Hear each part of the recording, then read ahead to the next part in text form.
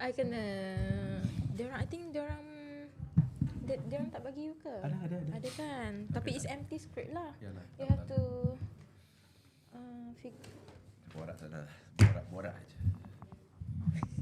you all semua bawa tab. You all semua bawa tab. Oh, tak ke.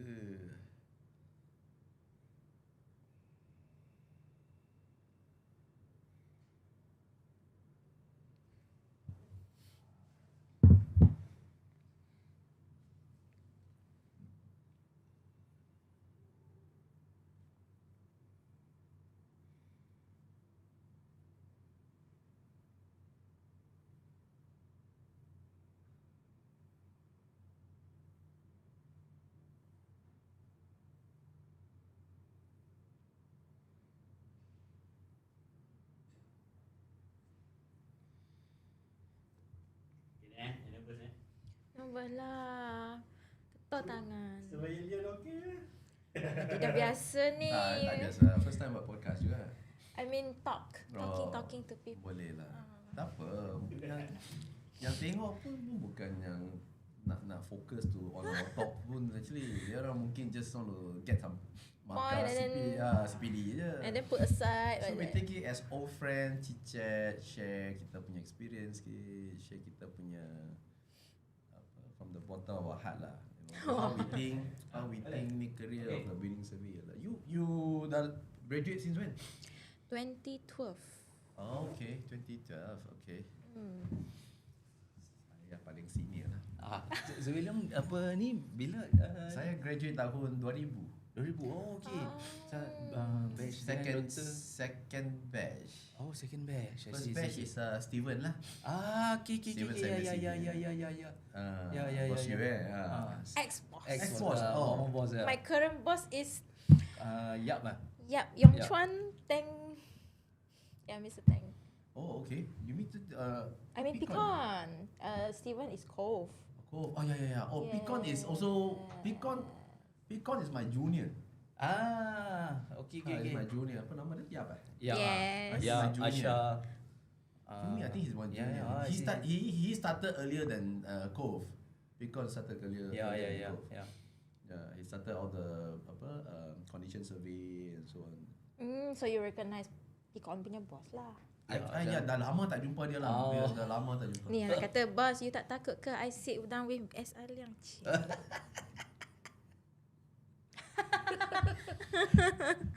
Aduh. Today pun office kerja. Kerja remote lah, I heard. Wah, interesting. Siapa bercerita ni? Ini macam moderator. Siapa Saya cakap. Saya dah cakap. Okay, hari ni saya jadi moderator. So, doktor, we are flexible. Macam mana dengan student sekarang? You ajar apa subjek? Saya building services dengan kebanyakannya pasal building services dengan safety related projek lah. Okay. Thank you. Everybody want to smile. I'm not sure kat boss I. Mr. Tang, today I cannot review any document lah. Shit. Okay lah ni. So this is part of the work also. Part of the work also. Asha dia announce. Please see like RISM YouTube. Please dia announce satu office.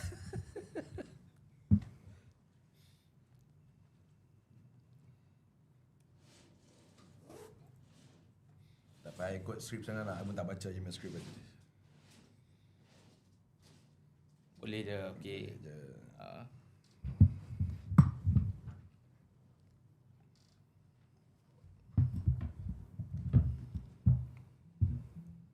Dia punya.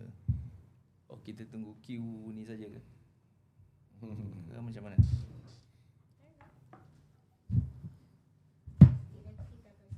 Alright. Alright. Okay, first this one untuk di tengah. Saya. This one untuk kita semua orang. Alright. This one kita jarang guna. Kalau nak guna atau bila macam banyak perbincangan. Okay. Cakap, ada orang pun ada gelap ketawa. Kita terus ke sini lah. Baik. Ada dan kita akan buat individual anchor sahaja. Alright. So lepas tu untuk device kalau silent ataupun DFT kan lebih better sebab kalau silent dia still ada vibration. So Okay. Lepas tu Cantik. untuk audio, kalau boleh mic dekat dengan kita supaya lagi jelas Sure. suara tu. Hmm. Alhamdulillah. Okay, I think itu sahaja. So, have fun. Alright, okay, terima kasih. Nanti kalau dah ready, just bagi thumbs up kat saya. Kita on je lah. Baik, boleh.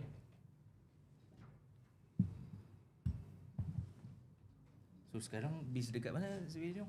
Saya kat office kat saya dengan SP Setia. Right. So my office I base dekat KL Eco City. Okay. Dekat Mid Valley. Oh, dekat Mid Valley sana. Mid Valley sana. Oh, sekarang semua apa SP atau is it just your team saja? Only atau? my team. Only Okay. sebab I sit together with my own business unit.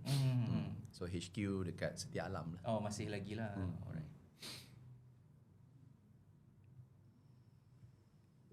So net apa remote Yes, base remote. ni lah everywhere lah. And Everywhere. I mean, everywhere.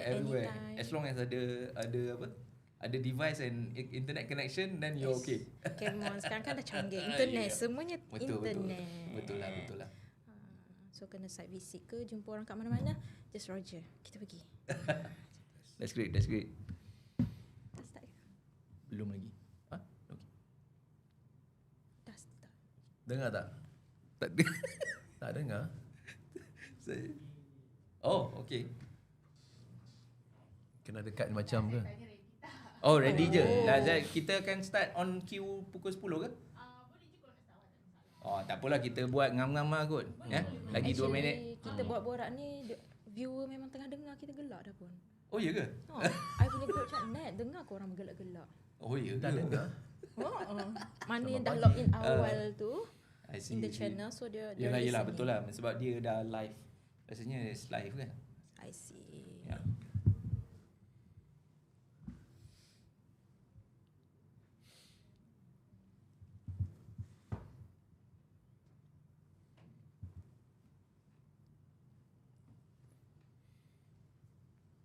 Oh, boleh dengar. Oh, yelah, betul lah. Sebab dah ni kan. Mana yang dah Macam tak boleh into the sembang channel lah. Apa? Itulah. Yelah, dia dah ada dekat ni. Link dah. Ada link. Alright.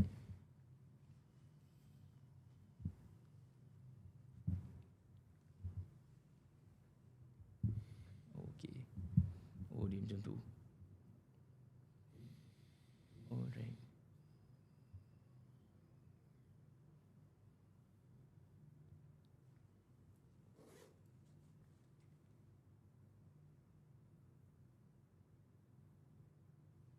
Okay. So this is our YouTube look like dah tengah on screen. Ya, betul. Alright. It's just about time lah kot. Kita almost there, ya.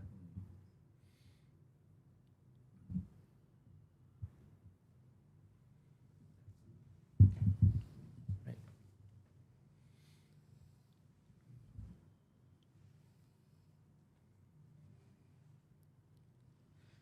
Assalamualaikum and very good morning everyone. On behalf of the Building Surveying Division of the Royal Institution of Surveyors Malaysia, I would like to welcome all of you today to our BS talk. We are today going to be discussing more than defects, the reality of building surveying. And first of all, of course, thank you for taking the time to join us. And we certainly would like to discuss a bit further about what building surveyor professions from the point of view of the professionals that are joining us today. So, of course, when we hear the word building surveying, many people would usually be thinking about defects, inspections, and also reports. So while there are certainly important aspects of our work, those within the profession know that the reality is much broader. Building surveyors contribute to many other stuff such as development projects, asset management, risk management, rehab works, compliance, and other advisory services that help contribute many aspects of the built environment. So today's session is therefore not intended to be a technical lecture, definitely, but it is more on an opportunity to learn from experienced practitioners that are joining us today and to explore the realities of practice through an open conversation. So, I mean, we are here today, are very much fortunate to have with us two distinguished speakers representing different perspectives within the profession. First off, we have on my left-hand side, Surveyor Leong Kok Kit, the Executive Vice President of SP Setia Berhad. He has more than 25 years of experience in the property development industry and provides a valuable perspective on the role of building surveyors within development, project delivery, and also, of course, definitely leadership. And of course, our second speaker, Ms. Natlin Poh, has extensive experience in building inspections, condition surveys, engineering due diligence, dilapidation surveys, and client-facing consultancy services. She is now with Peacon Building Surveyors in Berhad, and her experience provide extremely valuable insights into professional practice, client management, and the realities of consultancy work. So here you can see here today that we have two speakers that represent different perspectives within the same profession. So one from the development side and the other from the consultancy side. So let us now begin with a fundamental question. I think to get the ball rolling, I would like to start with this one fundamental question. Many people still associate building surveyors primarily with design and inspections. What do people misunderstand about building surveyors? And that would be the fundamental question that we are going to start our discussion here today. And with that, I would like to invite Surveyor Leong to maybe respond to that question. Sure. So please, Surveyor Leong. Right. Good morning to all, and thank you, Dr. Ferry. I think there's always this misconception about, like you mentioned, building survey is always associated with doing condition survey, building control, right, and defects, rectifications and stuff like that. But in reality, actually, it's not. What we actually learn from the university is actually providing a very versatile training for us to actually get ourselves into the industry. In fact, subjects like construction technology, you just mentioned about building services, right? Our exposure into even a bit of the contracts, quantity, project management, as well as building control process, actually make us very, very suitable to go into various verticals within the built environment industry. Me, myself, has been in project management for 26 years now. I must say that the syllabus actually prepared me very, very well because of the knowledge that I gained from many disciplines. So that allows me to actually work very, very well with various consultants and stakeholders, be it the local authorities, and various disciplines of other consultants. So that actually opened up a lot of opportunity. And in fact, I have also other course mates are also into other spectrum of the built environment.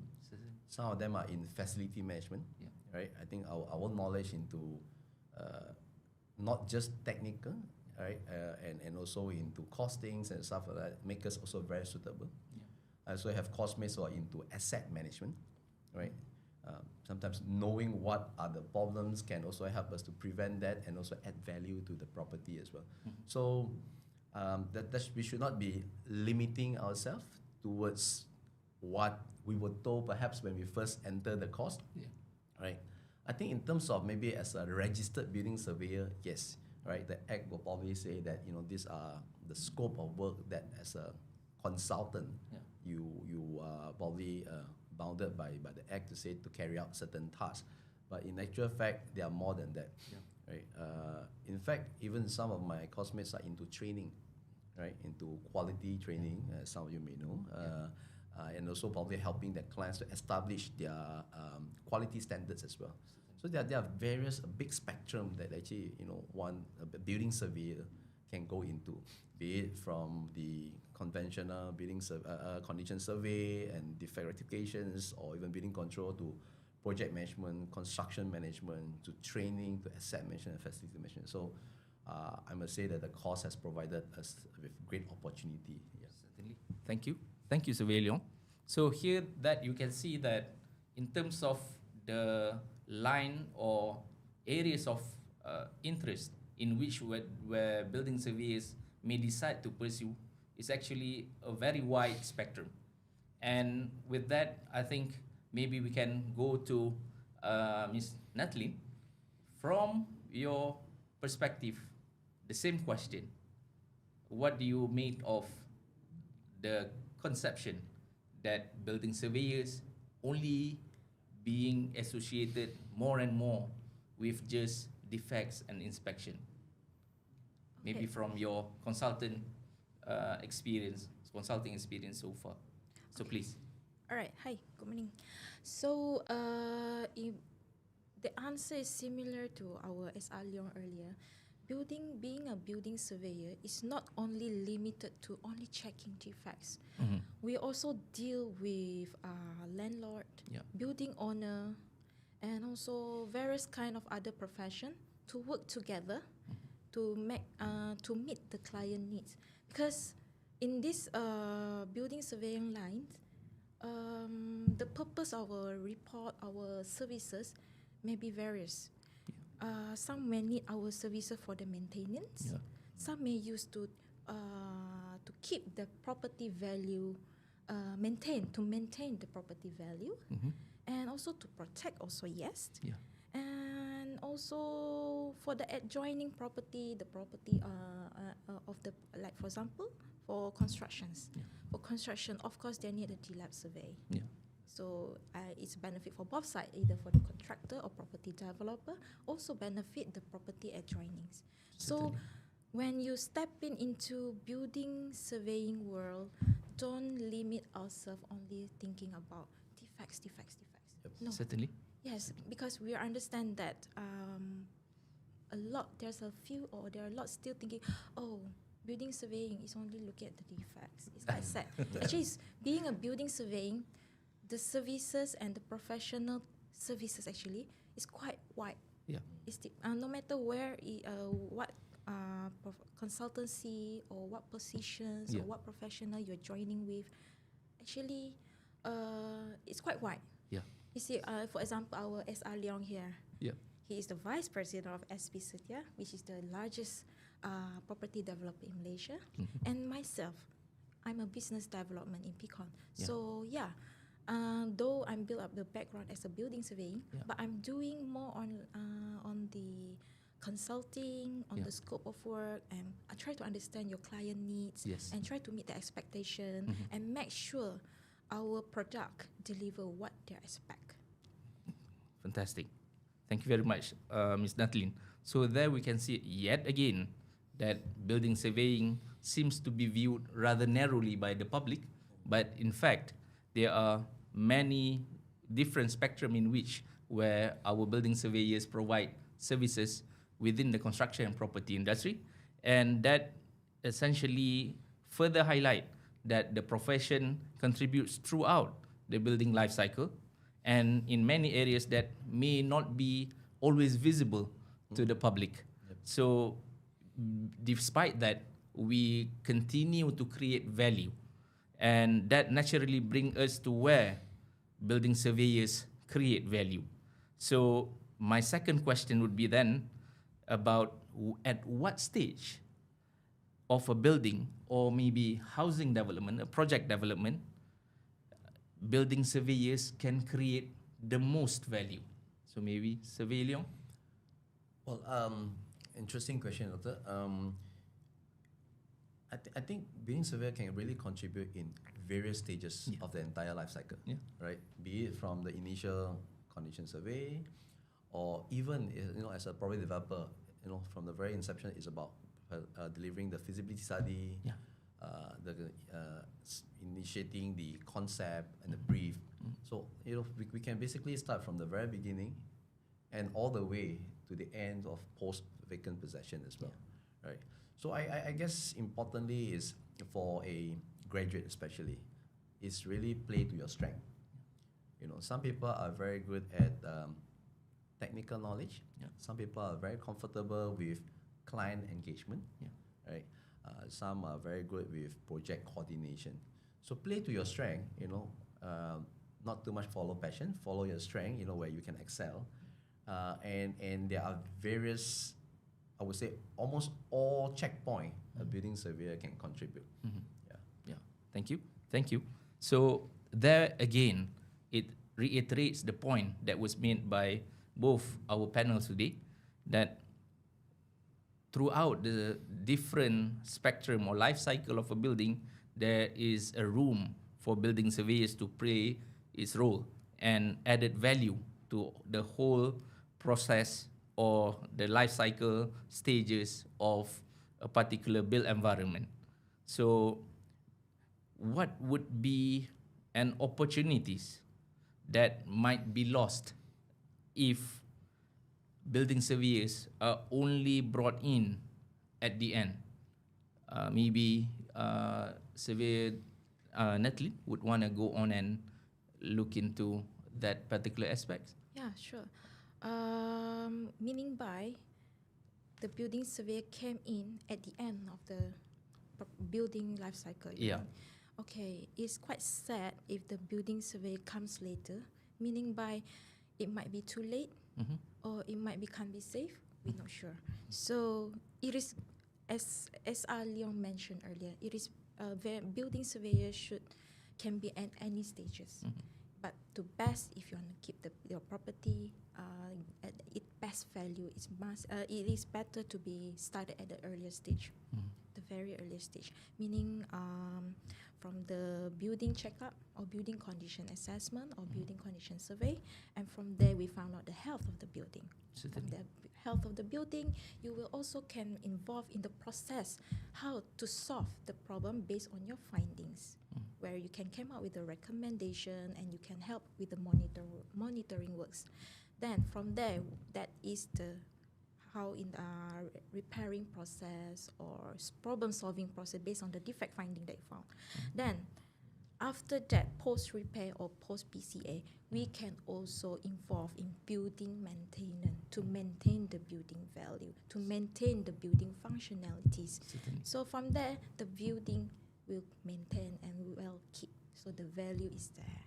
Certainly. Thank you very much, Ms. Natalie. But if I may probe a bit further, based on your experience, what would be the kind of like acceptance by the clients when you say, for example, come in by and sort of like try to introduce yourself and say like, I'm a building surveying consultant. So certainly they have this preconception about building surveying being just defect and inspections and reports. So here just now you were saying that of course there are many aspects of that inspection even that you can go on and provide throughout that different life cycle and stages of a project. So being an experienced surveyor yourself, what would be the kind of like problem that you uncover later in a building that often maybe originate much earlier in the project life cycle? So certainly your insights and knowledge as a building surveyors, of course both of you, would definitely improve the situation better. Earlier, Surveyor Leong was saying about even at the very early stage, our insights and knowledge in regards to how building needs to be maintained would certainly help inform the design team, as an example. Design for maintenance is a very, I would say, a good aspect and strength of building surveyors' input when it comes to them finding out issues and challenges in regards to the design, as an example. So do you have anything that you wanted to comment based on that situation or your experience in the past? All right. As we all know, every property owner, they have their own building maintenance teams, but not maybe not all or maybe certain. We need to give them some awareness on the building maintenance, building value, and so forth. Some people might see it as a cosmetic defects only, but actually when we go do the assessment, it might not be a cosmetic. Certainly. Yes. So how and then we might also collaborate with other parties to make it more detailed assessment. For example, we can collaborate with our engineers to go into more detail, because most of our clients, they might see only the shells. They didn't know that actually the defect was more than that, actually more than cosmetics. So it is it is important for us to go into detail for them and provide them everything to let them know, although what they thought is just a minor defects or only the cosmetic defect, but when we found out it's actually the defect is more detailed than that, it's more than that. So it is our responsible to disclose or to let them know the exact conditions of the building. So yeah, as you mentioned earlier, how we want to get the client aware on this is actually awareness. Certainly. Yeah, Certainly. we need to do a lot of awareness on the building conditions and how this building condition is actually matter to keep the building value. Certainly.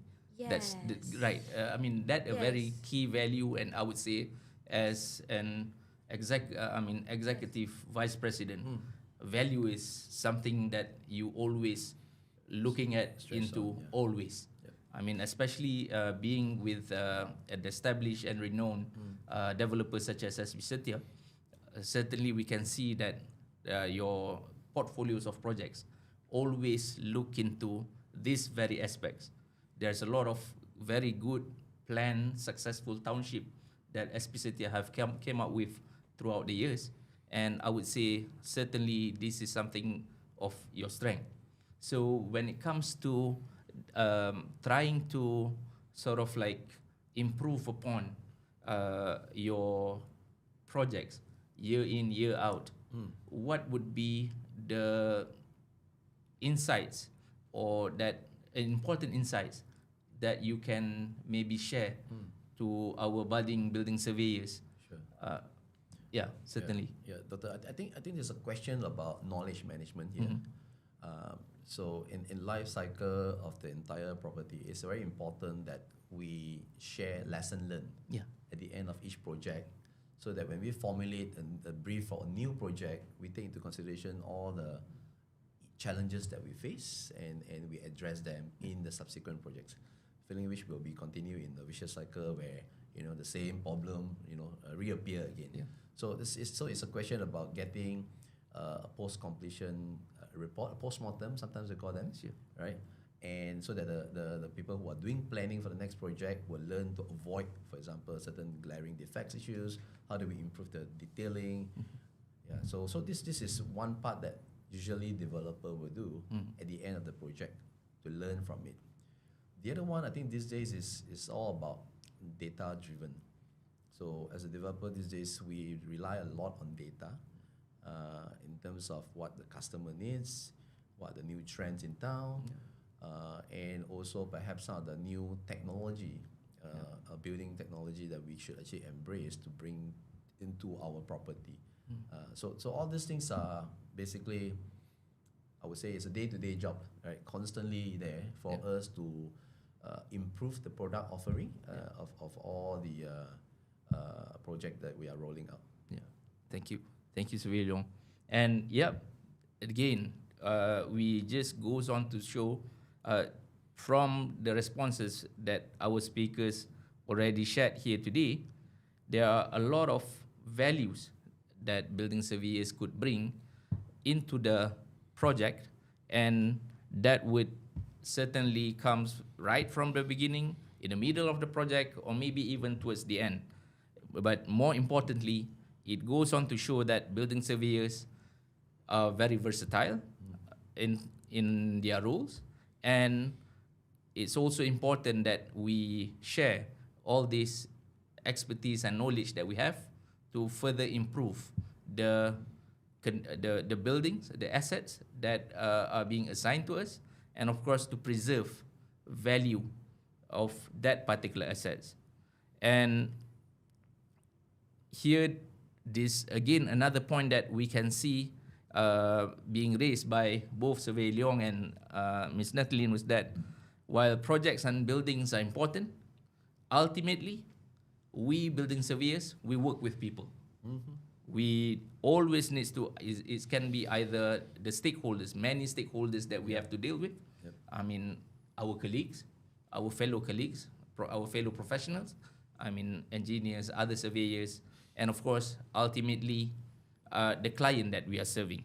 So, going on to that, what do clients commonly misunderstand before an inspection begins? So, Ms. Natalie? Okay, throughout my careers, I've often met and I have the opportunity also get to know many various type of client. We got developer, we got consultant, we got landlord, maybe property management, and so forth. So, there's a time people might think, oh, building surveying. So, can you do building survey? Yes. But that time, you didn't get to understand actually what they want. So, okay, yes, we can do. Okay, because I want to do renovation. Okay. But I don't have anything. I want to alter my existing building. So I don't know what the existing structure, drawing, everything, and so forth. So I was thinking, you want to know your building condition, existing conditions, or what are your expectations? Or you want to protection yourself before you commence any renovation from your adjoining properties? What do you expect? So no, I want you to measure for me my column, my beam, and so that's such a building survey. So yes, there still are such building owner or landlord thinking that building surveying means you do measure. You measure. Yeah. Some abandoned buildings, so there's a certain consultant, we need a building surveying to do measure. Okay. There still is. Alright. Though I think building surveying is in most of the tender document, tender specifications, mention dilapidation survey or building condition assessment, endorse or register or commence by registered building surveying. Certainly. So yes, some people still have still misunderstanding us on that. That is the For most sure. frequent. Yeah. All right, okay. Then just a follow-up question to that.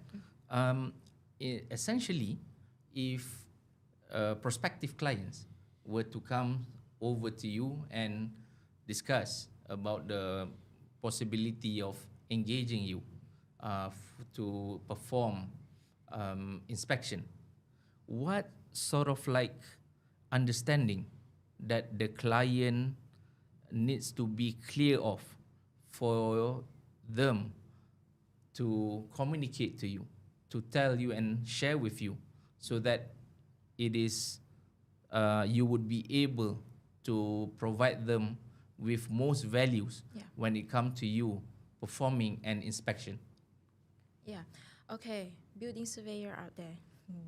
Yeah, certainly. All right. Certainly. So when any client that approach you, first you need to know what is their background. Okay. When you know who they are and what their business nature or what they need, then you know what are the potential or the possible services that you're going to offer to them. Certainly. But before you jump into the conclusion, what kind of services, you need to understand what actually they're expecting from us. Try to understand what are their concerns. Try to understand what is their major problem or what is their problem. So from there, you can justify, okay, they are the property owner. So they need a building condition survey. Certainly. So they need to maintain the building value or they want to make good the building. So from there, we know what service we should provide for them. And as a building surveyor, you also need to know your CPBS. In that way, you will know which guideline and which professional services you can you can share or you can tell, you can advise to our client. From there, from the beginning of our clarification on the scope, and then our advice on how the process will done and how the reporting will be prepared, or what information will be prepared, show to them, and at least at this whole process, our client is know what to expect at the end of the day, at the end of the inspections. So everything need to be informed phase by phase. Every procedure, every cycle need to let them know so that they know what to expect. That's how we maintain our quality and also our building inspection up to what they expect also. Certainly. Thank you. So meaning to say, when it comes to this client engagement, client management, it is extremely important to help guide our prospective clients, guide our clients so that they understand, first of all, it seems what they really want. Yes. Then how building surveyors could help. Yes. And then, but while doing so, there needs to be always a good line of communication being maintained throughout all this process. Correct. So, how can, based on your experience, can a technically good report still fail because communication was poor? Yes, it does. It can happen too, because you need to know who are you talking to and what are their background. For example, they are only know a little about construction, though you have a bombastic report, super perfect report. But if you're talking too technical, they don't get it. So, for example, property buyer, if you talk too much technical, so what is the building going to Fall collapse? down and collapse. Yes. That. So we need to tune the way of presentation or the way we tell to them on the report based on their understanding, and maybe our way to simplify our report or our point to them in a way where they're okay based on their findings. I still can buy this building. It's a small issue because why?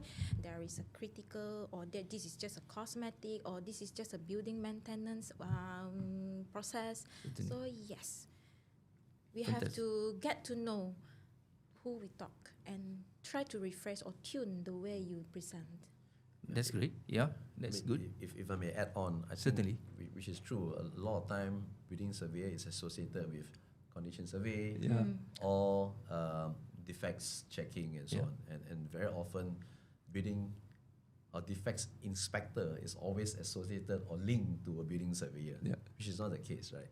So I hope for all the practicing building surveyor, yes, I think it's very important for you guys to also, together with the board, right, to go out to promote our services. There are a lot of opportunities within the built environment which I think a building surveyor can extend our services to them. I mean, from consultancy to training to probably assist them a bit more than just this two extreme spectrum. Right. We can also assist some of the, for example, small timer developer in terms of maybe pre-vacant possession inspection, for example, right?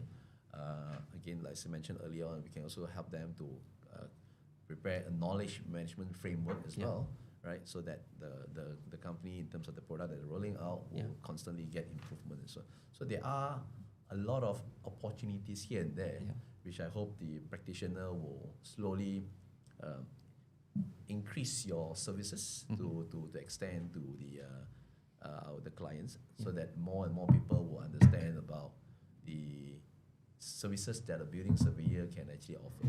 Certainly. Yeah. Going on to that point, Surveyor, is there any specific area that you feel the building surveyor should have just go on and grab those opportunity in, but then again it is rather underexplored or underrepresented? Based on your past experience, what do you think that would be? Yeah, I think the built environment industry has evolved over time. Maybe, you know, the good old days, you probably only have one architect can do everything, right?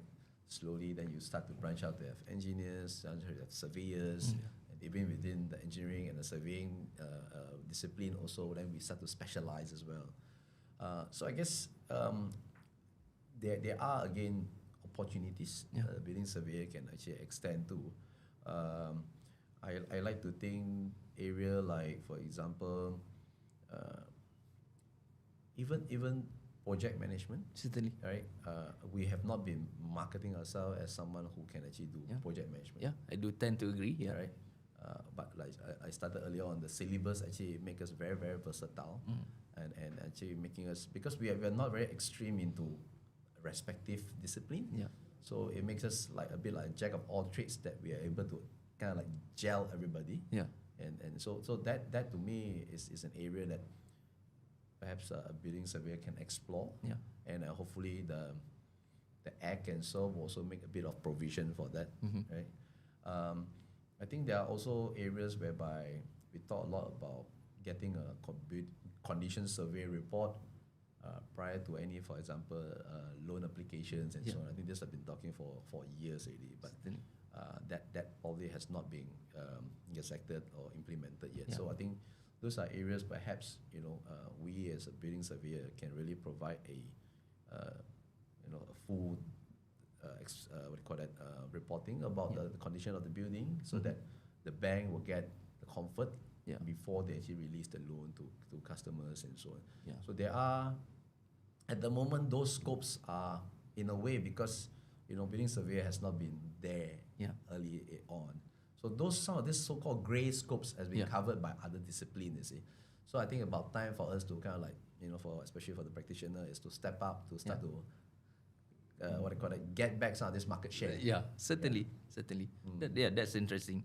And going on to that very point, you just nicely highlight how building surveyors, again, may be able to highlight its value in terms of the services that we could offer. Ideally, all those report needs to always be able to translate and help support decision making. That's the sort of like value that we must be able to provide, as mentioned by Ms. Nathalie earlier, and also of course Surveyor Leong. So from a developer's sort of like perspective, what makes a report genuinely useful for decision making? Generally, like when we talk about building surveyors and the kind of like service that they provide, based on your experience, what makes a good report? Because just like you mentioned, of course, defect, certainly there will be something crop up here and there, because there are a lot of parameters that contributed to that defect. Sure. I think there are various reports at various stages of the property cycle. Of course, the very first one, which is very commonly known, the DEFECTS survey. That is actually very important to a developer, just in case any dispute on the adjacent building, if there's any further defects and so on.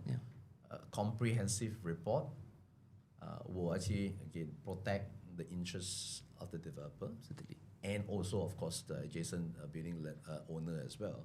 Right? So it's a very impartial report, which is very, very important these days.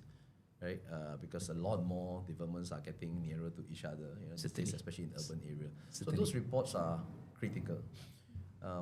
If I take the end spectrum of it, would be some of the defects rectification report or defects inspection report. Some of this report may be used for and for legal proceedings. Certainly, right, in case the customers take the developers to court and things like that. So that report will become very important to basically state the condition of the building upon handover, perhaps, or even an independent assessment of a building surveyor on the severity of the defects. So that will either determine whether those are real defects, and probably also will help the judge to determine what type of compensation will be involved as well. Certainly, right. So I guess important objective of the report needs to be established, and definitely a comprehensive report will add value to it. Certainly. Thank you. there again, we can see that throughout the responses from both our speakers, Surveyor Leong and Ms. Nathalie, it just goes on to further highlight that when it comes to technical knowledge, it is extremely important that we have that basic fundamentals of it. But then again, managing our client, providing clear line of communication, managing expectation are all very much equally important professional skills that building surveyors need to acquire and demonstrate. It just goes on to show that however good your report is, however good your finding is, it is about making sure that you be able to communicate your points very clearly so that the next person that you are serving especially would be able to make that clear decision based on the findings that you provide them with. And that leads us naturally into professional judgment. So can you maybe share an example where professional judgment was more important than simply following a checklist? So maybe any one of you would want to go on and respond? Surveyor Nathalie, you seems to have something in mind that you want to share? I'm trying to flashback. Yeah. Think back. Certainly there will be many, I will say. All those, the past that we have gone through. Certainly. So this kind of situation often happen when it comes to building condition survey or due diligence survey.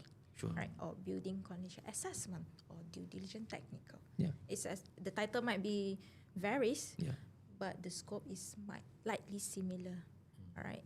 So the question just now, how our report can give an important point for them to make judgment, right? Yeah. In terms of, if I can rephrase yet again, what sort of like example, based on your past experience, that goes on to show professional judgment that we develop throughout our years of practice and also our training as a building surveyor is actually more important than simply following just a mere checklist. Okay. A strong word is. Okay, speak a bit louder. Oh, maybe the most that we've been through is when you do due diligence survey, where your report might change your client decision. Yeah, That might be on, might be off. certainly. All right. When you're giving a very full detailed report with the existing condition of the report, defect findings, and we go more further on the inspection and turn out to be okay. We can't purchase the building because this building, in terms of health, is kind of poor. In terms of compliance, is kind of out. So yes, this kind of findings will change our client decision, making decisions. So, okay, we already give them the data. We already let them know on the findings and the health, everything. So our report, our data really helps our client to make decisions. So based on inspection, only based on the checklist, we can't actually really stick to the checklist. We might, whatever the finding is quite varies. Maybe it's not just based on the checklist. We might need to check more further than that. Certainly. Yes, maybe when we based on the checklist, it's just a crack. But when we look into it, the location of the crack might be at the structure. So it is more than that. Certainly. So we can't stick to just a checklist. We need to go further when things need to be looked into it. Certainly. Right? It might affect the property safety hazard and so forth. So yeah, we need to go further. Certainly. I think just anything you to add on, I wanted think to a report is just a tool. Yeah. Right? It basically gives us enough information to do the assessment, but we think we have to look beyond that. I mean, an example for, let's say, for example, defects issues. We often see a lot of cracks on pebble wash. Yeah. Right. If we continue to see that, and if we continue to go and figure out about how to rectify it, it probably doesn't solve the issues. It will continue to come back given the nature of the material and also the weather and so on. Perhaps the right thing to do is to change the material. Certainly. Right? So that those report help us to formulate how do we move forward. I mean, when it comes to, let's say, due diligence, well, the report may say that the building is pretty dilapidated, but I guess as a developer who's probably or an asset management company who's assessing whether to acquire that building, I think we have to probably look beyond that, right? I think we have to probably look in, yes, it's dilapidated, but what are the costs required to rectify it, to bring it up to a decent condition so that we can actually reap the value out of this property. So I guess, like again, as I mentioned, it's just a tool to state that the condition of that building as that point in time. But whoever who is actually using those reports will have to actually fundamentally look into what was the purpose of us asking for the report, and to really use the report and look beyond it to establish the decision. Thank you.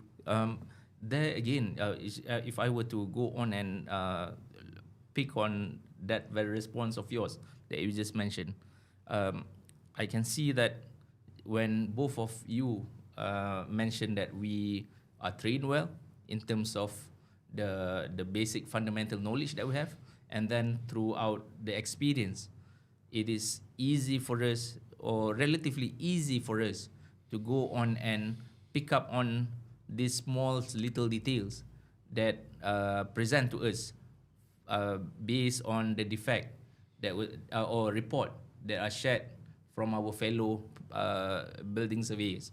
And because of that very training also, we can see that covers different spectrum of construction and property industry. I mean, we are very quick to be able to identify that many multifaceted sort of like issues that present that we are facing at that point. Surveyor Leong, I mean, just now you mentioned specifically, of course, we can have so many or a lot of defect report. But then again, the very question would be, from the perspective of property developers, how do we solve it? Getting back to the issues, and you mentioned that if there's a crack, maybe it's not always just about the method statement, the construction method. It could well be materials. So I mean, being able to have that level of details, or rather thinking about maintaining a particular, having that perspective of design for maintenance, I think would be a very, very good kind of like strength that we should really sort of like make use of when it comes to us creating those values and serving our clients. So maybe you want to go on and share further anecdotes based on your experience? Yeah, I mean, interestingly, we all started saying that the syllabus has indeed provided us with a lot of versatility to get into the industry. But again, as very cliche as it is, the degree is only a ticket for us to enter the industry. Certainly. Right? I think all of us who have been through would know that there's still a lot that we don't know. Right? But it's just that it gives us a very, very good like awareness about certain chapter. So I think along the way you still have to go through that hard knocks of trainings. And personally, I give a lot of credits to my mentorships that I receive. You sometimes you have to really meet some good people who are willing to impart their knowledge to you, and of course you need to have that kind of enthusiasm to pick up along the way. It doesn't come easy because building these days are getting very complicated. Certainly. New materials have been used. You need to understand how each of these so-called detailing materials will interact with each other as well. So it's not a overnight thing that you can make a judgment call. Right? It goes through a lot of sometimes errors. Lesson learned from either your own projects or projects of your peers. That's how you are able to make that judgment call along the way. So it's not easy. Very often, because the life cycle of a building takes, for example, even like maybe the landed is shorter, like maybe a 2 years construction plus planning and defect liability period, probably about a good 5 years. Yeah. High rise will probably take longer, right? From planning to construction to DRP, probably about 6-7 years. So easily for someone to be able to make a reasonable call, I urge you to actually complete the life cycle so that you are able to anticipate what are the issues at respective checkpoint. So those experience will definitely help you to make some of this so-called decision. Yeah. Is sometimes it doesn't get from the book. Yeah, certainly.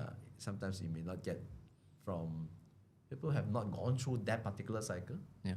Because sometimes people are constantly doing planning, for example. Yeah. They don't do defect rectification. Yeah. Yes. Right. Yeah. So they will continue to plan what they think is right, and we will continue to suffer the tail end of the product. Yeah. Right. So that's why I say the knowledge management, to complete that cycle is very, very important. Yeah. Certainly. I mean, I definitely agree with you. But many challenges in practice that both of you seems to face in the past and present certainly cannot be solved through only technical knowledge alone. It requires a clear judgment, experience, and definitely professional integrity. Yeah, maybe just to add on also, I think there are other soft skills involved as Certainly. well, be it in the consultancy or the private sector. Basically things like communication skills, as you mentioned.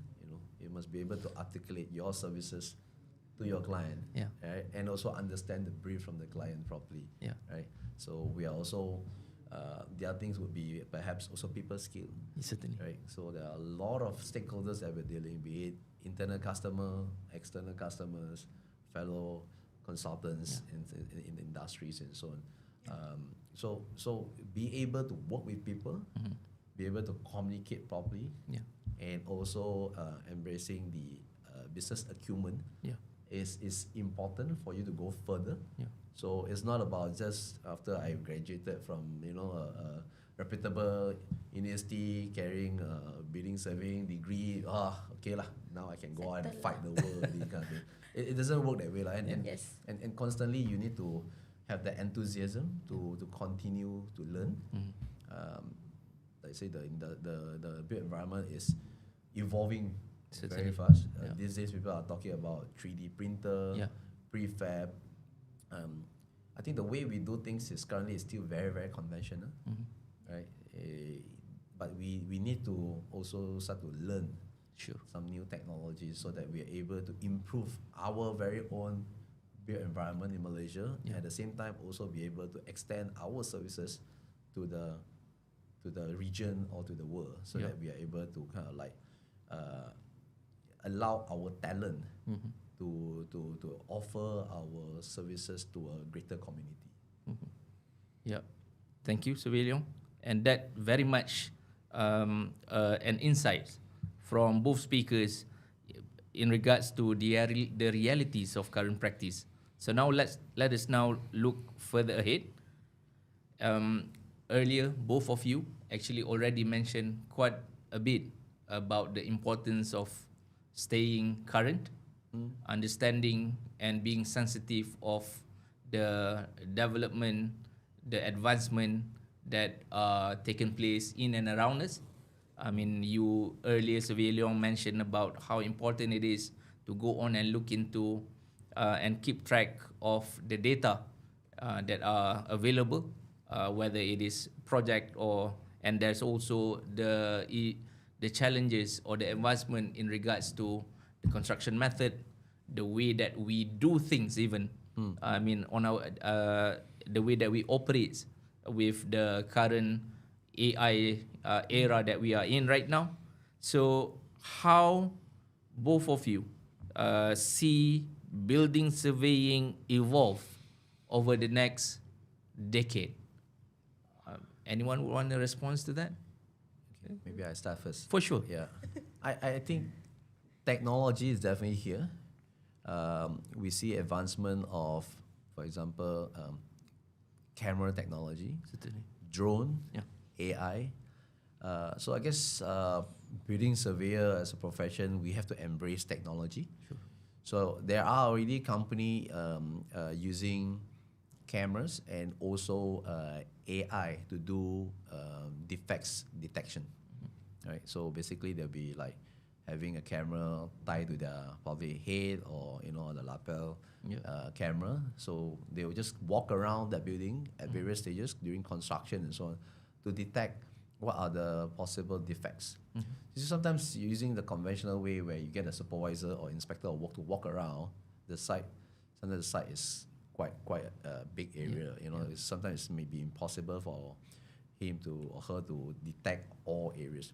But by carrying a camera and with a good AI detection, so that helps to kind of like identify more areas that can be improved prior to handover.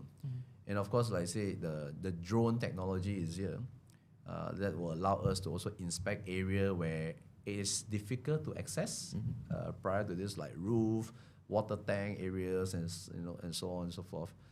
So I guess we have no choice, but it's also a good thing that we embrace technology and move forward. Certainly. Yeah, I agree with Leong actually. Now everything people want to be fast. Yeah. Because time is money. Certainly. So, in certain client, they want our report to be out fast. So, as majority that we observe people still on traditional method, camera, and then come back, take a photo inspection, and come back to their office or to the test store and prepare the report. Sure. So everything is still manually. So, in a certain client that which is require fast report, we should look into as Leong, everything must be AI. When AI is there, report will be generating fast, and we will submit or can provide the report fast in speed. Because for example, property investor, they really need report to be fast for them to do a decision and for their licensing with the purchaser or to the bank. Certainly. So they really need even a site inspection. They want a very super quick. Imagine your client want to purchase warehouse or maybe hotel. They give you 1 day only or 2 days. It sounds like mission impossible. So if we got the technologies like as Leong mentioned earlier, with the cameras and the AI, everything, I think you can just walk around. Once you reach at your desktop, you just need to furnish your report a bit, then print out. You can settle in maybe 1 week, maybe less for them. AI is a good thing to look into. Drone, yes, I think there's a lot people using drone also for the high-rise building or the building that we can't go on top of the roof, where there are safety measures that we need to consider. Certainly. Yes. So now I think AI drone is should look into it. For sure. So there we can see that both of you have shared a similar view in regards to embracing technology. I mean, looking forward to explore the possibility of getting things quick, and definitely automation to a certain degree is something in which that we need to go on and do, especially in regards to I would say providing or churning out reports. Certainly, of course, with the use of many images within our archives, it would also help with, say, for example, machine learning, sort of like defect detection. I mean, and that is something in which where we as a building surveyors needs to be able to understand, explore, and eventually adopt and adapt in the industry. So, following up to that, what do you think would, with this current advancement of AI, how will this very popular technology in our daily life, AI, would influence building surveying? Maybe from the property development perspective? Or is it something actually that already happening? Maybe you can share, Surveyor Leong? Not quite yet at the moment in time, but definitely all of us are using AI in a broader way in Sure. our day-to-day at the moment. We have, I mean, at least in Malaysia, we have not really used AI that much in probably predictive, what do you call that, product development and so on yet. We're still relying a lot on data that we collect from the property consultant. So, but I like to think that in time to come, AI will play a significant role in various spectrum. I think I touched on defects monitoring or inspection.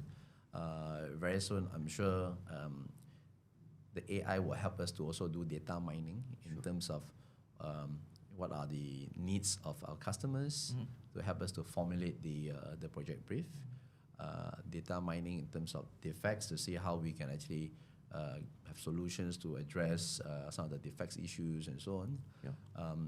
AI will possibly help us to also look into construction program to see where are the ways that we can actually minimize some of this construction duration and things like that. So I guess along the way, instead of very labor-intensive scope and probably require a longer man-hour scope, can be improved with AI involvement. Yes. Thank you, Surveyor Leong. What about AI in building surveying consultancy? Any point? As we or myself, we are involving a service provider or a consultancy. So as mentioned earlier, people want something fast. So as Alion mentioned earlier, anything that involving long man hour, maybe we can improve with AI, which is report productivity, productions. So this really help from the beginning until the end production. That AI will really shorten your duration of preparation. Hopefully not our age. But yeah, I mean certainly that's good to know. I mean it's good to see that I mean very established, reputable organization that both of you are representing are very much looking into all these possibilities of embracing all these possible technologies, including AI, to sort of like improve, say in the case of property development, the product offerings, the user's experience. But interestingly, you talk about user experience. I mean, these days, our company included, we use a lot like chatbot, right? So that helped to kind of like have a good touch point with our customer as well. At the same time, also help us to actually solicit leads for our new launches and so on. So AI is in a way being used, right? But I guess there are a lot more opportunities where they can be utilized as well. Hopefully, I mean, I don't think what we meant is we're not trying to say that when AI is here we can do less. I think it basically allows us to do other more value added, scope where some of this so-called AI to assist. Right? I mean, just like in universities, I'm sure students use a lot of AI. Certainly. Right? But I guess we're not stopping them to use, right? I think that helps them to formulate the ideas and so on, right? But it's how they embrace technology and then see how we can actually extend this value-added tools to our customer experience and so on. That's what you have actually put it. Sure. Thank you. And moving on, just a bit about just now earlier, Surveyor Leong already mentioned about the students and future graduates. If you, this question is to both of you, if you were hiring today, what would be qualities of the fresh graduate that you are looking into that would immediately impress you and say, yeah, this he or she may be suited to join my team, to join my organization? Miss Natalie, maybe? Is it me? Yeah. Okay.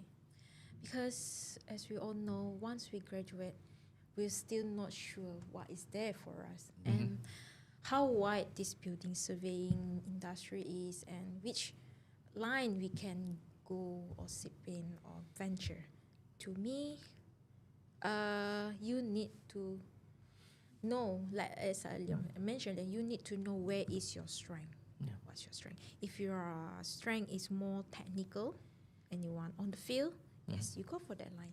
And even though you choose that path, there's more various experience you can go there. Maybe if you go for tech, though you being an inspector, you might also can become building maintainer, or you can go further into that.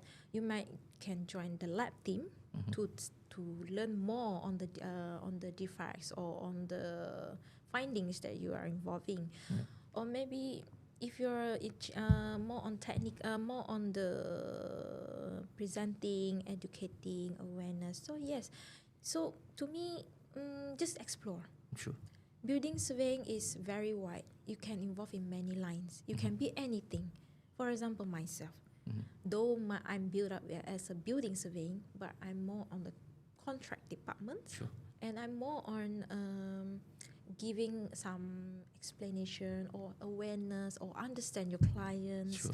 Then from there, you advise what are the appropriate scope, what are their needs, and how we're going to meet their expectation. Sure. So yes, being a building surveyor, don't limit yourself. You can be anything. Just see where is your strength. Sure. For sure. Thank you for that. Survey Leong, maybe? Typically, I will verify whether their career aspiration is something that my company can offer, because I want to be able to support their career growth. Sure. Right. So, for example, if they want to be a practicing building surveyor, then I'll probably suggest that why don't you join a consultant? Yeah. Right. That will probably give you a better exposure to that. Sure.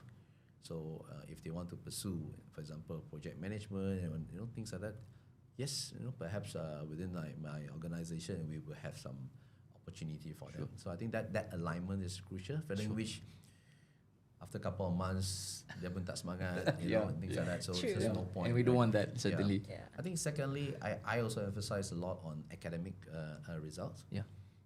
I believe that if you excel in your academic, means you are someone who are very resilient as well. You're able to handle pressure. You are able to complete the tasks.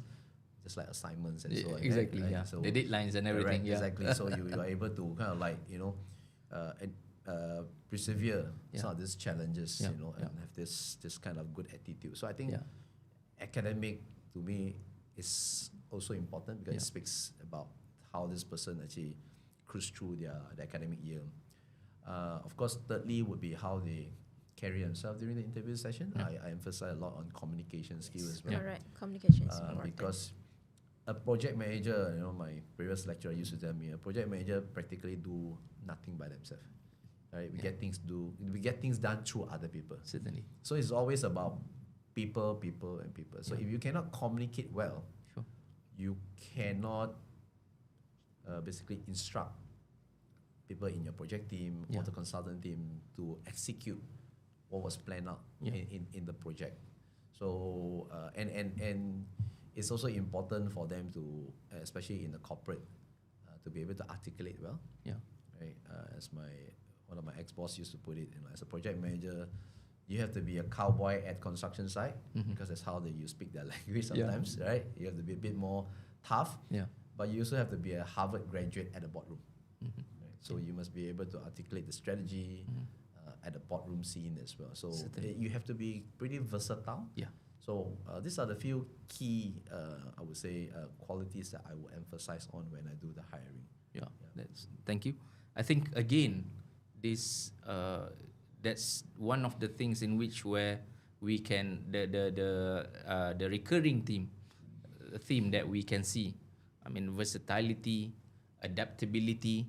I mean, being able to adopt and adapt in a different situation and challenge is something in which that fresh graduates especially needs to really portray and demonstrate for them to be able to get into the industry and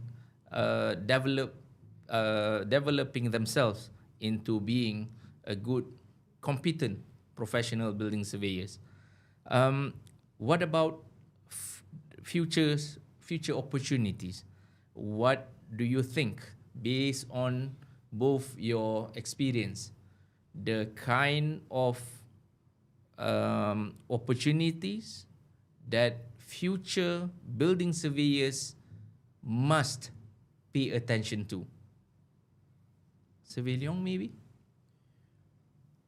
Well, if they are into corporate, I think there are certain skill set that they cannot deny. So I like to think that we are always trained as a technical person. Sure. But You're when right. When you get into corporate, there are other skill set that you need to learn, right? Things like finance, Sure.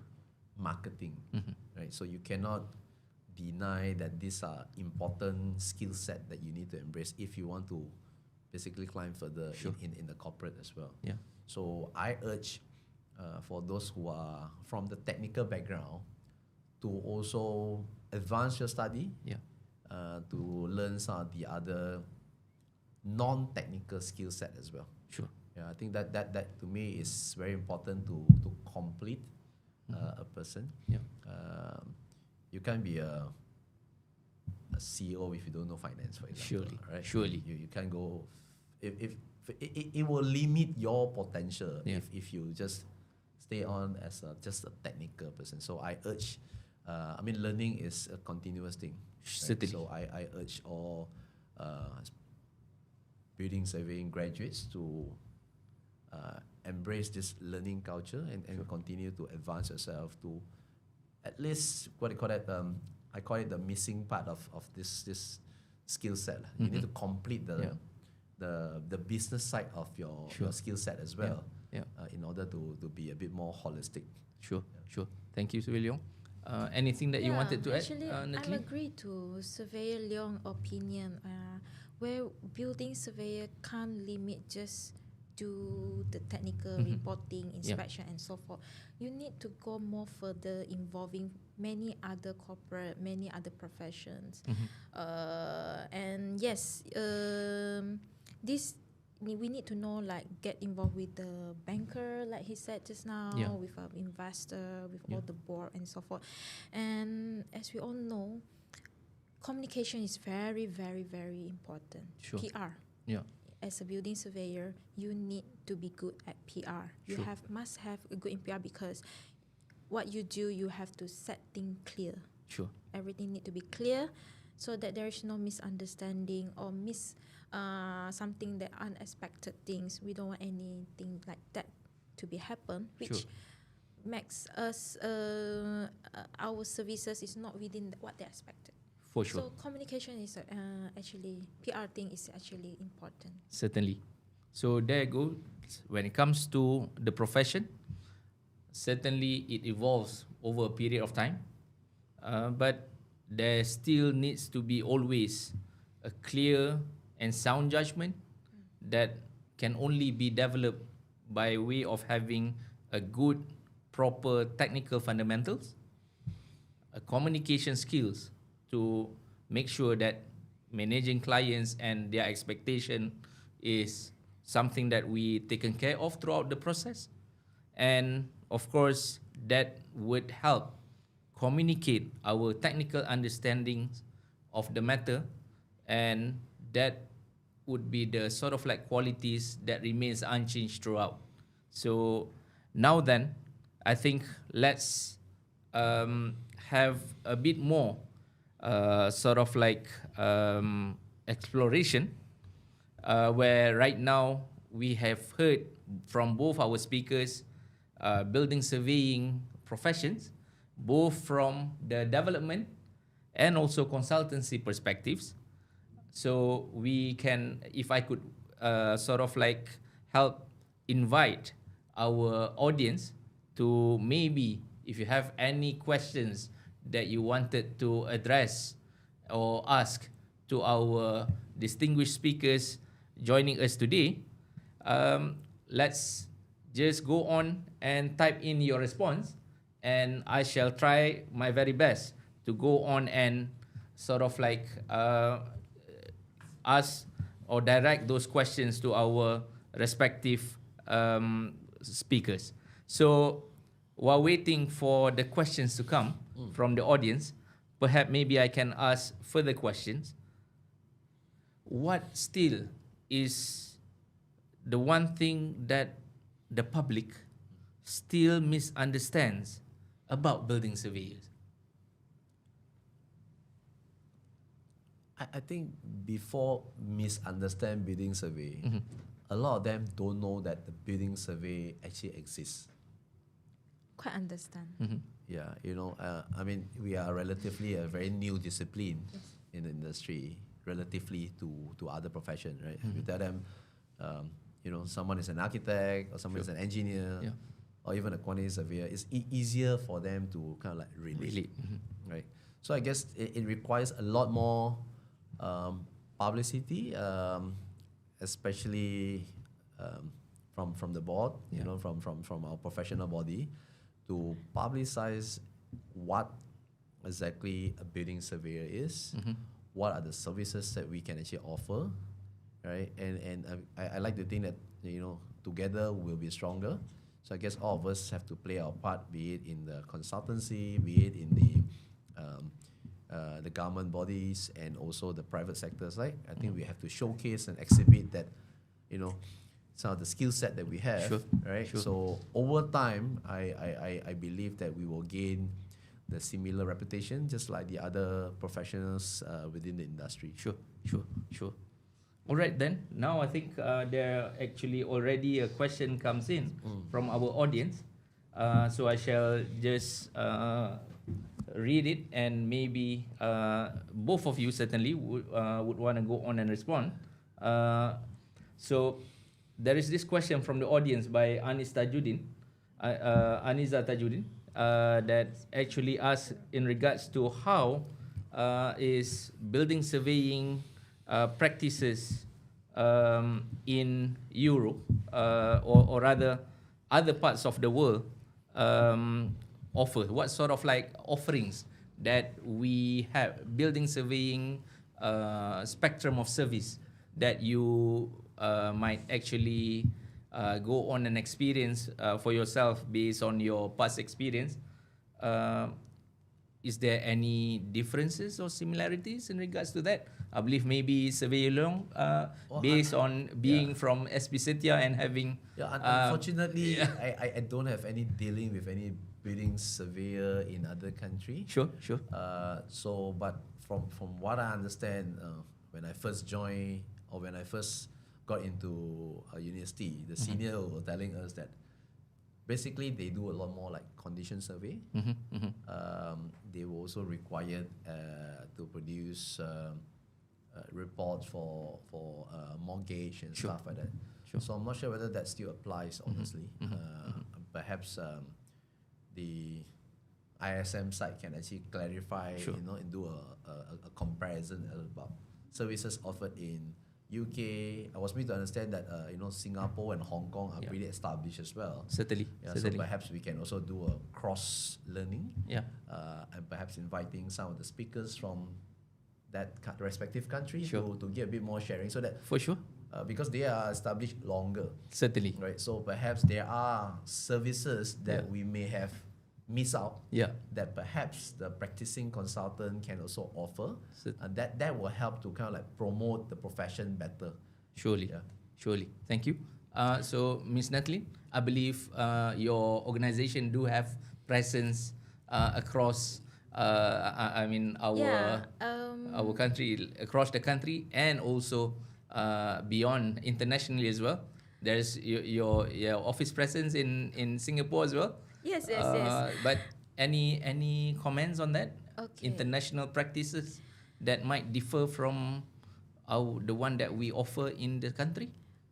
Easy to say. We do have outside, I mean, international client like Sure. from Australia, Yeah. Brunei, Yeah. Singapore, Mhm. and yeah, Indonesia. Sure.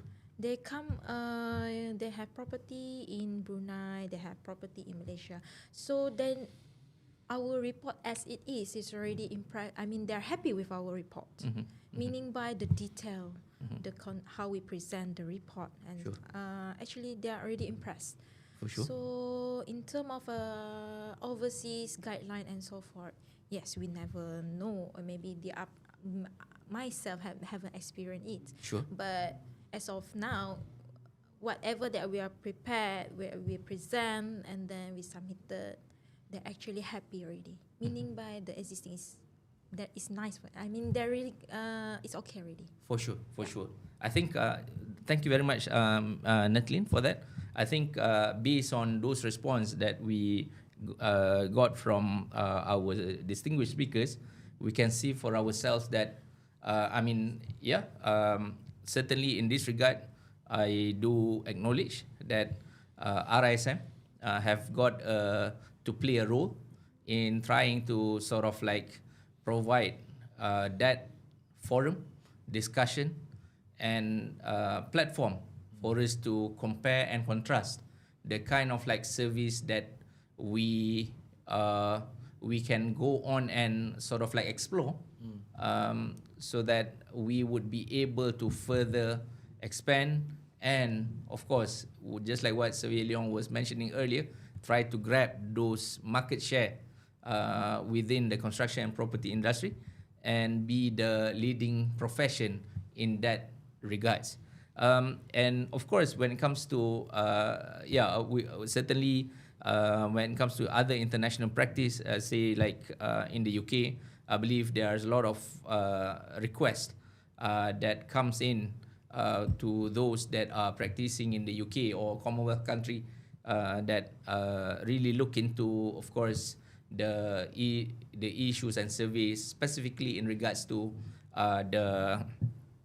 the party wall survey, the issues of party wall, and of course both sort of like speakers have went on and highlighted how important it is, the service that we provide in other countries and other parts of the world when it comes to due diligence, when it comes to completing property transaction, whether it is post-survey, post-condition survey, or pre-condition survey when it comes to those clients wanting to procure or acquire new assets, or maybe even dispose their current assets. So yes, certainly. Now then, let's move on to the next sort of like question. Here we can see there's a question from our audience, Qayyum Amirul Aiman. The question was that, what's the best thing that you get out of being a building surveyor? So it's very general question. Both of you, anyone would want to go on and address this question first? Maybe I can say first. For sure. All right. For me, it's enjoying meeting people, experience with them, and then not to say educate, let them know BS Sure. or building survey, let them know what we do and how important we are for them. Sure. So if they are property owner, Yeah. we let them know how Yeah. important we are for them Yeah. to maintain the building value. If they are developer, Yeah. we must let them know how important the lab survey for them. Sure. For sure. So generally being a building surveyor, we are enjoying meeting people. You get to know people, and see the world, and then let them know building surveying, and then awareness on the building survey scope and services. Sure. Yeah. Sure. Yeah, That's for me. Natlin seems to really enjoy meeting with many people Yes. from different stakeholders. So what about yourself, Surveyor Leong? Oh, that's an interesting question, actually. I think for me, I take pride to be a building surveyor. As we all know, building surveying is one of the four discipline within the ISM, certainly. right? So I guess to be part of the professional fraternity is something that I'm pretty proud of, where we can be associated with like-minded people. Sure. That also, in a way, speaks by itself for your professionalism and so on. So that, in a way, helps you to promote your professionalism to a certain extent. In a longer way, will definitely help you to progress in your career. So I guess that those leverage is something that I take pride of. Certainly. Thank you. So, of course, we move on to further question. Here we have Asha Balakrishnan. There's a specific question to both speakers. So, the first question, I read it to our surveyor Leong. What would be your advice to new students pursuing building surveying, and how can they better prepare themselves before they comes in and enter the workforce? Sure. Thank you for the question. As we all have explained this morning, there are various opportunities for building surveying graduate. I think importantly is for all the undergraduates to identify which are the areas that they are of interest. Sure. Right? Because whether they want to play a role in building control, or whether they want to play a role in consultancy, or be it, construction management or property development. So Sure. I think importantly is to pick an area of interest from there on.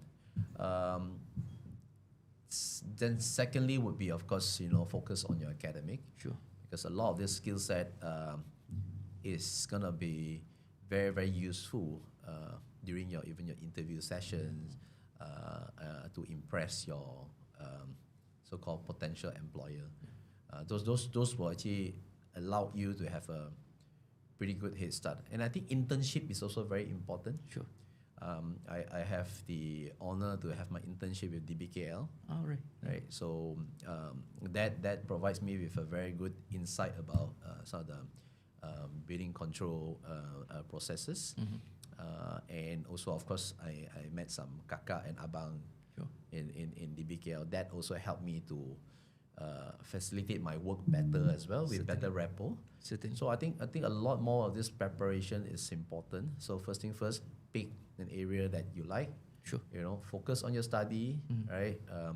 Pick some what they call that internship that you think will actually benefit you in the longer run. I think those are, I would say, pertinent things to do as an undergraduate. Yeah. Certainly. So there you go. Those future graduates or current students, you got to go on and really focus on your what is in front of you right now. Really go on and ace your exams, ace your assignments, and make sure that you, along the way, pick up all those good transferable skills for you to go on and sort of like impress your future employer. So the second question, also by Asha Balakrishnan, directed to our second speaker, Natlin. What are the differences of dealing with property owners in Malaysia and Singapore for a DEFECTS survey? Would you say Singapore owners are better informed on such survey based on your experience? So please. Okay. Just what I've heard from our surveyors fellows, right?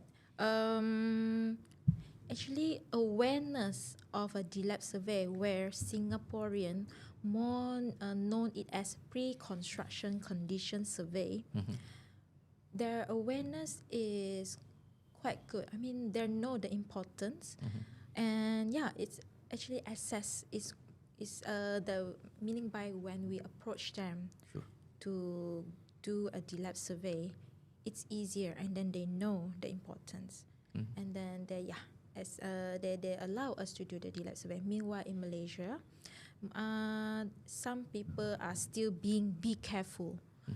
As we What all do you mean by know, that? in terms of safetyness, securities, Sure. and also an awareness.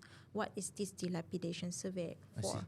And mostly, some in Malaysia, some they feel that this DLAB survey might not benefit them, or some they use this as a point to make a complaint. Don't carry on any project that adjoining to their property on their Sure. property. So in Singapore, they're quite corporate. They're quite aware on this pre-construction condition survey. Sure. Even as they the one who assist our survey. Oh, here got defect, over there got defect. Certainly. So they're the one who give. They're the one who excited for us to do the inspection and lead us where the defect that they know. So the culture or maybe the awareness is different between Malaysia and Singapore. So when the awareness is there, cooperation is easy. When the awareness is not there, cooperation is quite hard for the access, whereby we need to educate them or explain nicely to them Sure. what are the purpose. Yeah, Then yes, eventually we do get the access, but some still have safety or some they're still insecure to give. For sure. Thank you very much. I think that is essentially when the point that you highlighted further hopefully inspire Building Surveying Division of RISM to go on and continue to have this sort of like program where we hopefully by having all these kind of like programs line up, it would help create that level of awareness Yes. that would eventually help and assist our fellow professionals, building surveying professionals, to go on and carry out their duty and service throughout the country and even beyond. So let's move on to the second question. Not the second, I mean go to the next question rather. So how this is from a practitioner, it seems, technology surveyor Kamal. So how can building surveyors add value in managing large scale residential assets after the defect liability period is over, particularly in helping asset owners reduce long-term maintenance cost and extend the lifespan of buildings? Maybe, of course, Survey Leong, maybe if you want to go on and... Okay, let me try to understand the question. I guess it's more towards the asset owner, as you mentioned, right? Yeah. So I think defect liability period is very crucial for the developer and also for the asset owner. As we all know, there's no such thing as zero defects building, Sure. right? Because, so defect liability period is important for us to make sure that defects, being it major or minor, are addressed during that period. Certainly. And as a practicing building surveyor, what we can also further add value is to ensure that all the as-built drawings, right, all the information that's needed for future maintenance are also available for the asset owner, so that they are able to maintain the building and keep the building conditions tip-top throughout. Sometimes it's important to also assist the asset owner to develop preventive maintenance programs, Certainly. right? And even establishing methodology to maintain certain materials, for example. For sure. Right? So that will help to extend the life cycle of the material being used. So I guess it's as if we all have to advise our client who's, let's say, is a layman, right? Yeah. Who just needed some professional advice to make sure that their property is going through a very efficient maintenance life cycle, is to first thing first, I like to recap that make sure all the defects are rectified during Sure. the DLP period. Make sure you have all the information needed as built, maybe even a manual, a Sure. maintenance manual, and all this are recorded, Certainly. right, stored, so that for future maintenance can be utilized. Yeah. Right. And thirdly, of course, on a due case is to establish or propose a preventive maintenance a program and also budget. So that can be planned out as well. Certainly. I think, yeah, I mean, there you can see that we as professionals, we have got to be able to advise our clients on what would be the next step that needs to be done. Of course, earlier, Surveyor Leong was telling us about the importance of having all the O&M's manual, operation and maintenance manual in place. All the drawings is being managed accordingly. It's very much to do with the knowledge management that was mentioned throughout, quite many number of times throughout this session so far, especially by Surveyor Leong. So basically, we have got to have a clear understanding of how we should manage all this information and communicate it to our asset owners that we are serving. And eventually, ultimately, with all this information put in place, we have got to be able to produce and propose a planned maintenance, not just maintaining it, but also looking at the possibilities of the costing and budgeting for these very initiatives to take place. So that I hope address the question. So now let's move on to the next question. This question is coming from Martina Jasova Koeng. What would be the best way to approach developers to at least be familiar with our services? So this coming from an angle of how best can we go on and market our services to the developers. So maybe you want to first, based on your experience, Natlin, how do you go about and tackle this situation? Maybe It's not easy. yes, certainly. Yeah. I would imagine. Yes, it's not easy actually. We tried. I mean, not as a property developer, right? Okay, as I mentioned, we need to create awareness. All right. There's many ways to create awareness actually, by enforcement or by publicly, or maybe you make a talk. For example, a talk. Perhaps you online talk also can, or maybe you specially organize a venue and invite them to your talk. This is one of the ideas. So or the other way around, maybe you approach them and personally send a letter or invitation that you wish to meet up with the right person that might be interested. For example, property investor, they are head of property investor or development, or if they are building manager, building maintenance part. Yes. So we need to do in search. In terms of enforcement, maybe like how we enforce the periodical inspection. Sure. So 85A, maybe Act we 133. can do some similar that way for a developer on how on building surveying services. Sure. Yeah. Sure. So in terms of enforcement also can, in terms of publicly or openly invited on the talk also can. For sure. Do you have anything that you wanted to add? Of course, from the client, prospective client point of view, being a project developer. Of course, as developer, we always receive company profile from various disciplines of consultancy that wanted to extend their services to us. Sure. Typically, of course, we will sometimes invite them to give an introductory presentation about their companies and so on. But I think importantly is to also find what are the services that you want to offer. I think that's important. Sure. Right. You need to basically understand what are the needs of your clients as well, so that when you present, they will find that the services that you're extending will be useful for the organization. Sure. Right. So I guess most developers, the doors are all open, for the consultants to actually, basically promote yourself to them.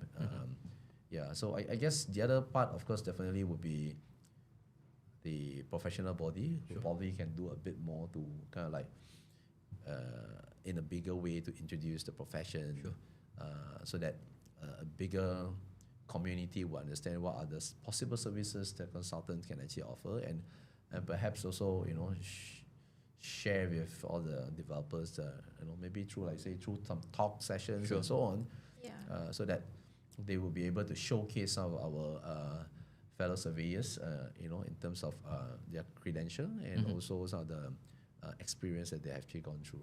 Sure. All right. Now then, let's move on to further question. This time around by Surveyor Dali alias. So as developer, what is the area that BS can contribute more? Of course, you have addressed the question earlier, but maybe if you want to recap further points. Yeah, I think in a developer organization, a BS can take part in various areas. I've seen BS in project management. There are some graduates from building surveying also in the contracts department. Sure. Right. There are people who prefer to meet people more often, so they could also be in the business development team. Sure. Or even the marketing team. Sure. I guess it's about not necessarily purely technical. Sometimes it's about embracing the technical knowledge and to play a slightly different role, like I mentioned, Yeah. business Yeah. development or Yeah. even marketing. Yeah. Having your knowledge in building will help you to kind of perhaps formulate a better communication, to when you explain things to the customers and so on. Yeah. Sure. Oh, Again, I mean the same theme throughout: versatility. Adaptability, most certainly. Next question from Technology Survey Kamal. Again, I believe this is something that is directed to our surveyor Leong. From SP Setia's perspective, what are the key lessons learned in managing residential properties after completion, and how can building surveyors assist asset owners in maintaining building performance and reducing long-term maintenance expenditure?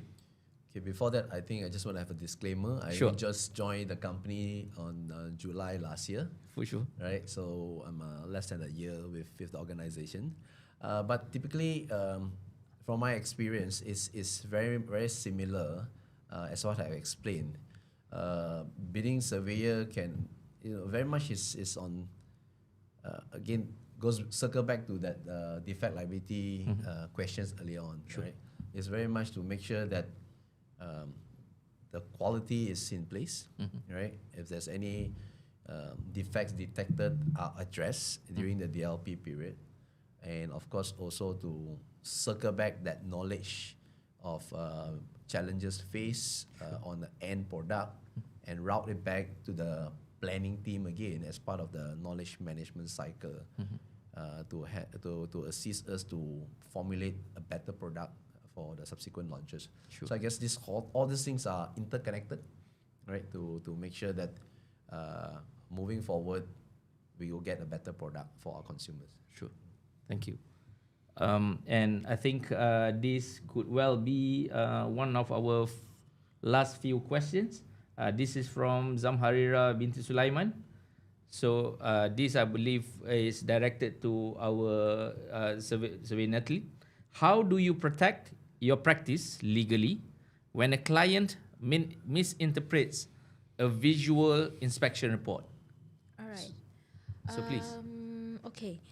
At first, when this inquiries is in, we need to explain to them dilapidation is what, and then what we are record, and to what extent is the record is. Sure. Is, for example, dilapidation survey, we are captured the photo on that time, on that date.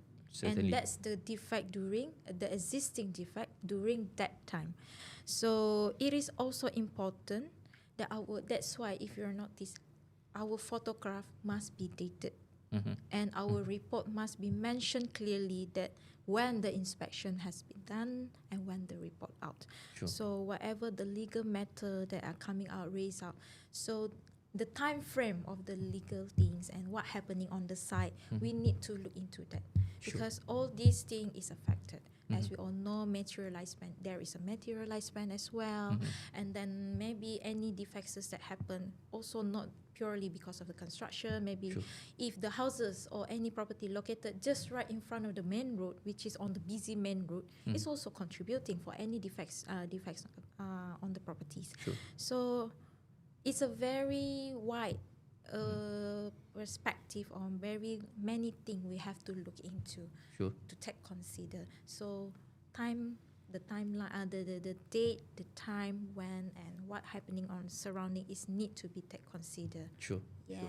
I think, I mean, for the audience, I believe based on the explanation by Nathalie earlier, it is extremely important to really discuss and agree the terms and condition Correct. of a particular service, Correct. and at the same time What are the also limitation? certainly also highlight on the limitation. Correct. And what actually is continue to educate our client on what all these services that we provide is all about. So essentially, there's a combination of many things, Yes. and that is something in which that we need to be able to offer and clearly communicate to our clients when it comes to providing our service. Correct. So there's another few questions. So in your point of view, this question is from Ashraf Shamsu. In your point of view, do graduate building surveyor needed to have an experience in construction industry before they further their career in consultant company? Maybe perhaps you want to respond to that, being from consulting outfit. This is quite subjective, I guess. Fair enough. For example, some building surveying, they only want to be just a building inspector. So whatever they are on the surface, whatever they are visually seen, they're just as it is.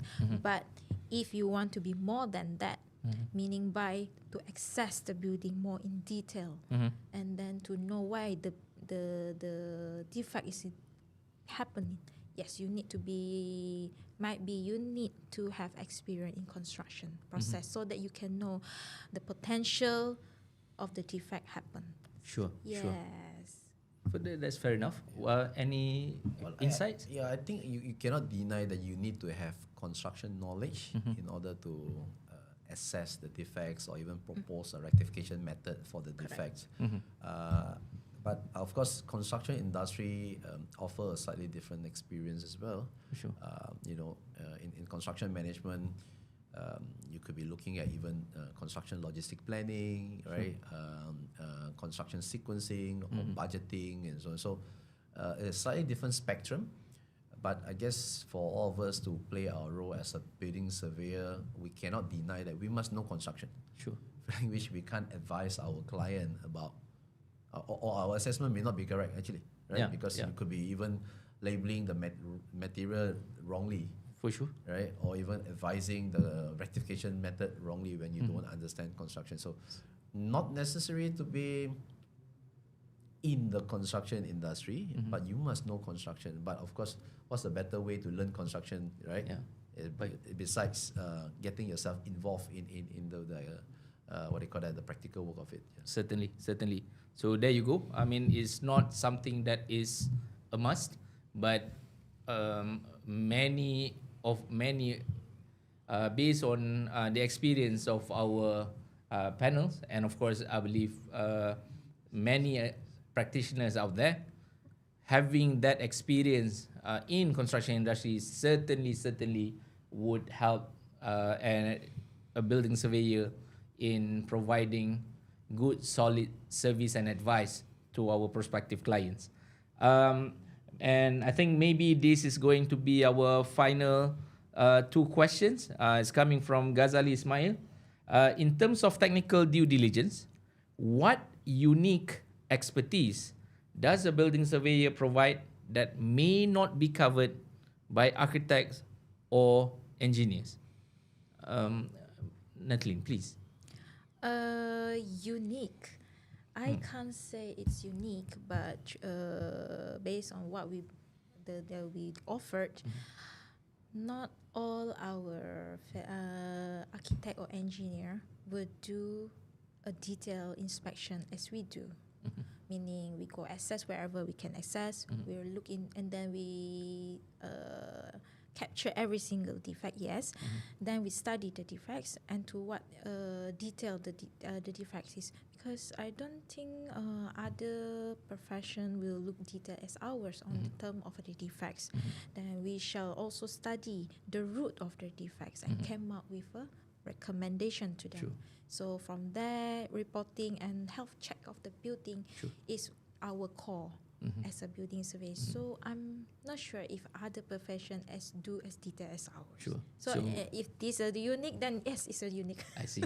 So there you go. I mean, in that, in response to that question, based on Nathalie's response, the breadth and depth of the report that is being produced by building surveyors in regards to their inspections would usually be, a lot more details in that regards. So the second question by the same person, Ghazali Ismail, our audience. So this, I believe, would be one final question from the audience. So how does the building surveying expertise in statutory compliance complement the work by architects and engineers? So how does building surveyors expertise in statutory compliance complement the work of architects and engineers? So any of you would want to respond? Well, let me try the answer. For sure. I happen to have a good friend named Ghazali as well. Yeah, I guess you could be referring to maybe building control side, I reckon, because you mentioned about statutory compliances. I guess for building survey to play our role in building control is about making sure that all the compliances are in order to ensure that health and safeties are safeguarded. Yeah. So I guess in that part we are probably I wouldn't say we are more well-versed, but I guess we are playing a slightly different role, more like, checking the compliances to make sure that the architects or the engineers have actually fulfilled all the standards, and to ensure that the building is actually function well in safeguarding the health and safety for the occupants. So I guess that in that instance, a lot of the building surveying graduates are already playing a big role in a lot of the local authorities currently. So I hope the government will give more opportunity to our graduates, especially in the building department in doing building control. Because currently, you probably notice that in the building department currently there are also a mixed bags of professions as well. Certainly, right? There are engineers, there are architects, and so on. So I hope our profession will be given better opportunity, so that the role or function of a building surveyor is being seen more, I would say, visible, and be acknowledged by the industry that we are the chosen profession for building control. I think that will definitely provide a better awareness to the industry of what are the career path of building surveying graduates as well. Certainly. Thank you. Maybe the same question to Nathalie? Yeah, I agree actually with Surveyor Leong. In terms of compliance, as a building surveyor, there need to be involved in the with the government or local authority, because back in my practical years that time, I was with MPSJ. And I was involved in CCC. Yeah, so that's where building survey involved. So it's a very good that building survey involved. If there's more opportunity and more involved. So building surveyor also can work with local authority, under building control, under CCC. Sure. Yes. Sure. All right. Thank you very much. I think it again further highlights that there are many roles in which that we could play. Yep. But certainly both speakers, in response to that very question by our audience, seems to agree that yes, when it comes to compliancy and statutory compliancy, the positioning of building surveyors in those local authorities such as building department or building control department playing a role in that regards would certainly help our cause in further highlighting the kind of like roles that we would be able to play in construction and property industry a lot more clearly, particularly to the general public. So I think we have come to almost the end of our session. I think with that, maybe I'll just have one final question. So before we conclude, I would like to maybe just ask both of you, when people leave this session today, what is the one thing you would like them to understand about building surveying that they may not have understood before? So please, maybe Surveyor. Well, for me, is not to limit the potential of our profession. Do not have what do you call that, fixed mind or a stereotyping about what a building surveyor can do. Yeah. You know, we're not just here to provide the lab survey or conditional survey or defects checking. Yeah. With our skill set, there are a wide spectrum, as we all discussed in length, that we can actually take part in the built environment, industry. So have a open mind, right? And let's keep strive to elevate the reputation of a building surveyor. Certainly. Thank you. Surveyor Natalie. Yeah, same goes to me. Being a building surveyor or going to be professional building surveyor, don't limit yourself. You can be anybody. As Surveyor Leong said, it's a very wide spectrum. You can be in technical or non-technical. You can be, even myself, I'm a business development. Sure. So though I'm building surveying, we educate them. Myself, meaning indirectly, we educate or create awareness to our client about building surveying. So you can, don't limit yourself. Sure. Thank you. Thank you very much again, Surveyor Leong and Natalie, for sharing your experience and perspective with us today. So basically, you can see and hear out for yourself throughout this discussion. We have heard that building surveying is not simply about identifying defects. There's whole large spectrum of what we could offer to the construction and property industry. It is about understanding buildings, advising clients, managing risk, exercising professional judgment, and ultimately contributing to better outcomes throughout our building life cycle. We have also actually been reminded that technical competency alone is certainly not enough. Communication, leadership, judgment, and continuous learning remain equally important. And on behalf of the Department of Building Surveying Division, Royal Institution of Surveyors Malaysia, I would like to thank our speakers and all participants who joined us today online. And we very much hope that the discussion has provided useful insights for practitioners, graduate, surveyors, students, and everyone interested in this very profession. So thank you very much, everyone, and have a pleasant weekend. Thank you.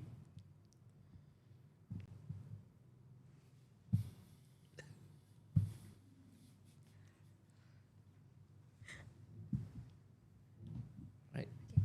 Okay. Because Thank you. All right. Thank you It's very still much, ongoing. William. Thank you, Natalie. Thank you so much. Bye.